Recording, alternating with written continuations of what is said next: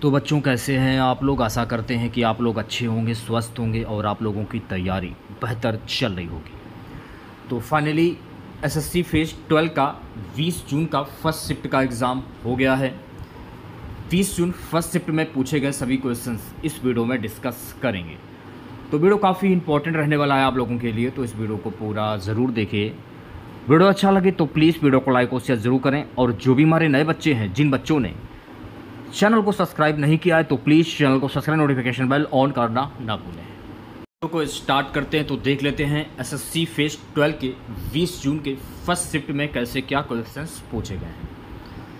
तो देखिए, पहला क्वेश्चन पूछा गया था कि यक्षगान ये कहाँ का लोक नृत्य है। देखिए, यक्षगान जो है ना, ये कर्नाटक का लोक नृत्य है, तो कर्नाटक आपका सही आंसर। कुछ लोक नृत्य हैं उनके बारे में जान लीजिए। भरतनाट्यम कहाँ का लोक नृत्य है? तमिलनाडु का। कुचिपुड़ी लोक नृत्य कहाँ का है? आंध्र प्रदेश का। कथकली केरल का लोक नृत्य है। मोहिनीअट्टम ये भी केरल का लोक नृत्य है। ओडिसी ओडिशा का लोक नृत्य है। मणिपुरी मणिपुर का लोक नृत्य है। कथक उत्तर प्रदेश का लोक नृत्य है। शास्त्रीय नृत्य ये असम का लोक नृत्य है।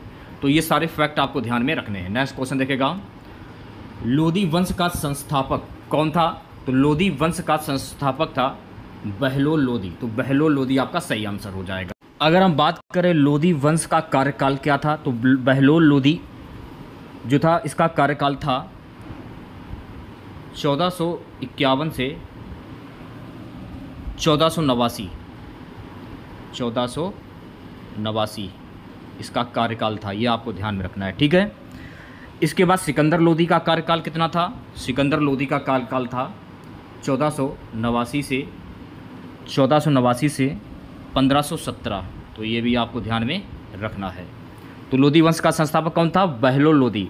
और एक बात और आपको ध्यान में रखना है, ये पहला अफगानी राजा था और इसने 1489 तक दिल्ली पर शासन किया था, ठीक है। चलिए बढ़ते हैं नेक्स्ट क्वेश्चन की और अगला क्वेश्चन देखेगा सभी बच्चे। अगला क्वेश्चन पूछा गया था, कोशिका का पावर हाउस किसे कहते हैं? देखिए, कोशिका का पावर हाउस कहा जाता है माइटोकॉन्ड्रिया को। किसे कहा जाता है? माइटोकॉन्ड्रिया को कहा जाता है। एक क्वेश्चन था कि शाहजहां को किसने बंदी बनाया था? शाहजहां को औरंगजेब के द्वारा बंदी बनाया गया था। अब देखिए, यहाँ पर आपको एक बात और ध्यान में रखनी है। अगर पेपर में मान लीजिए पूछ लिया जाए कि औरंगजेब ने किस सिख गुरु की हत्या करवाई थी, तो औरंगजेब ने सिखों के 9वें गुरु गुरु तेग बहादुर की हत्या करवाई थी। तो ये भी फैक्ट आपको ध्यान में रखना है, ठीक है। अगला क्वेश्चन पूछा गया था कि बिरजू महाराज किस नृत्य से संबंधित है?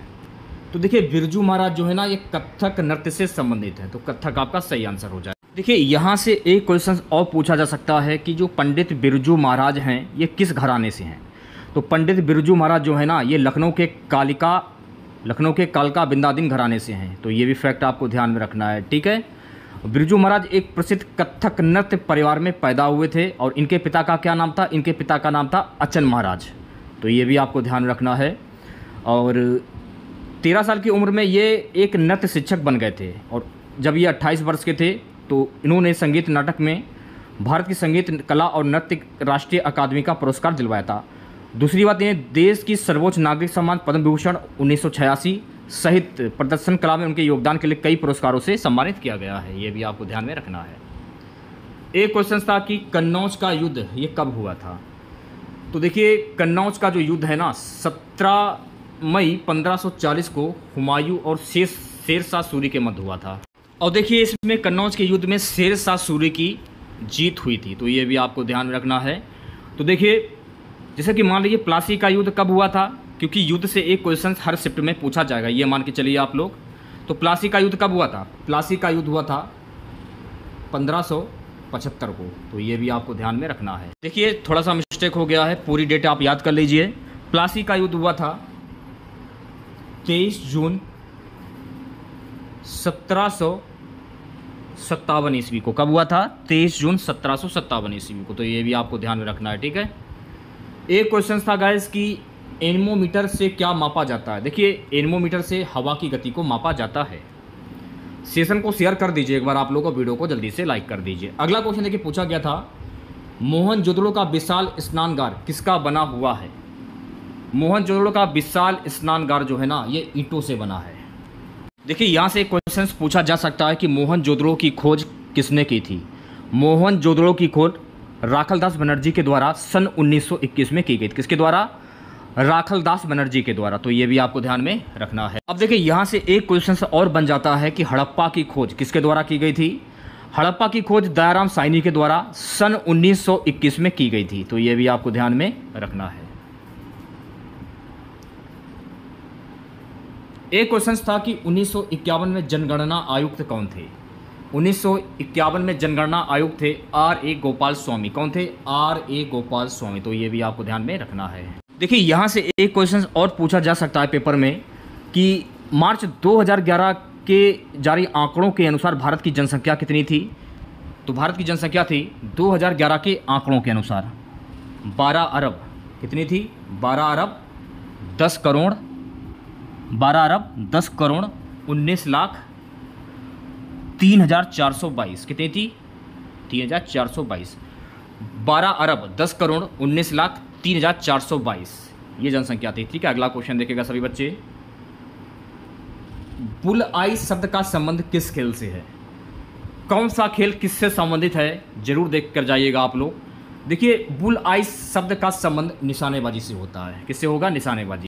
ये तो आपके समझ में आ गया कि बुल आई शब्द का संबंध किससे है। मान लीजिए अगर पेपर में पूछ लिया जाए कि बैक, ध्यानपूर्वक देखना, बैक स्टिक खेल का संबंध किस खेल से है? Back stick. तो बैक स्टिक खेल का संबंध है हॉकी से। तो ये भी आपको ध्यान में रखना है। मान लीजिए अगर पेपर में पूछ लिया जाए 1 मिनट कि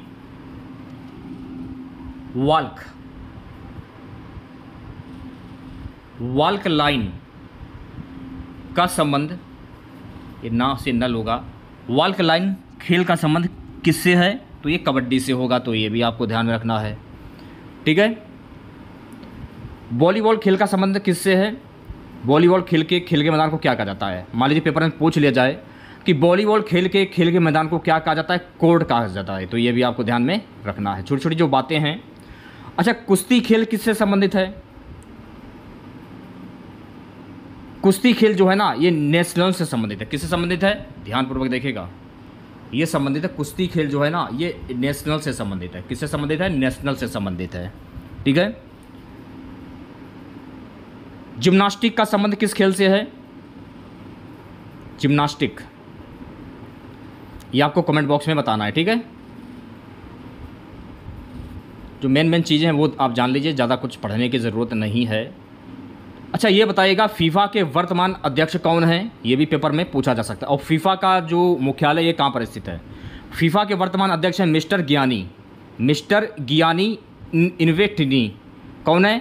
मिस्टर गियानी इन्फेंटिनी। इसका मुख्यालय है ज्यूरिख, स्विट्जरलैंड में। तो ये भी आपको ध्यान में रखना है। ठीक है। नेक्स्ट क्वेश्चन क्या है कि 2011 की जनगणना के अनुसार किस राज्य का जनसंख्या घनत्व सबसे ज़्यादा है? उत्तर प्रदेश का। उत्तर प्रदेश के वर्तमान मुख्यमंत्री कौन है? माननीय योगी आदित्यनाथ। ओडीआई क्रिकेट में भारत के लिए सबसे ज़्यादा रन किसने बनाए? ओडीआई क्रिकेट में भारत के लिए सबसे ज़्यादा जो रन हैं सचिन तेंदुलकर ने बनाए हैं। अच्छा, सचिन तेंदुलकर को किस नाम से जाना जाता है क्रिकेट में? Master blaster. ठीक है। और लिटिल मास्टर को किनको जाना जाता है? किस नाम से?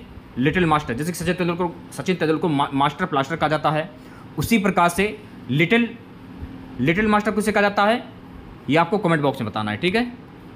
कुचिपुड़ी ये कहाँ का लोक नृत्य है? बहुत ही सिंपल सा क्वेश्चन था। तो कुचिपुड़ी जो है ना, ये आंध्र प्रदेश का लोक नृत्य है।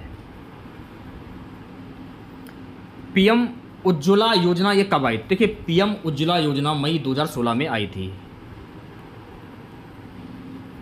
अभी हाल ही में जो चुनाव हुए हैं, चुनाव से भी क्वेश्चंस पूछे जा सकते हैं। ठीक है। अगर आप तैयारी कर रहे हैं, किसी भी शिफ्ट में अगर आपका एग्ज़ाम लगा हुआ है, तो चुनाव से ज़रूर आप एक क्वेश्चन 2-3 क्वेश्चन जरूर पूछे जाएंगे। ठीक है, आने वाले शिफ्टों में। कथकली और मोहिनी अष्टम कहाँ का लोक नृत्य है? तो देखिए, कथकली और मोहिनी अष्टम जो है ना, ये केरल का लोक नृत्य है। तो पूरे 15 क्वेश्चन मैंने आपके सामने डिस्कस किए हैं, क्योंकि हमको 15 ही क्वेश्चंस मिले थे, जो कि मैंने आपके सामने शेयर कर दिए हैं। तो कैसा लगा वीडियो आप लोगों को कमेंट बॉक्स में जरूर बताइएगा। अगर आप लोगों को वीडियो अच्छा लगा हो तो प्लीज़ वीडियो को लाइक और शेयर ज़रूर करें। और जो भी हमारे नए बच्चे हैं, जिन लोगों ने अभी तक चैनल को सब्सक्राइब नहीं किया है, तो प्लीज़ चैनल को जरूर सब्सक्राइब करें और नोटिफिकेशन बेल ऑन करना ना भूलें। मिलता है नेक्स्ट वीडियो के साथ। जय हिंद, जय भारत।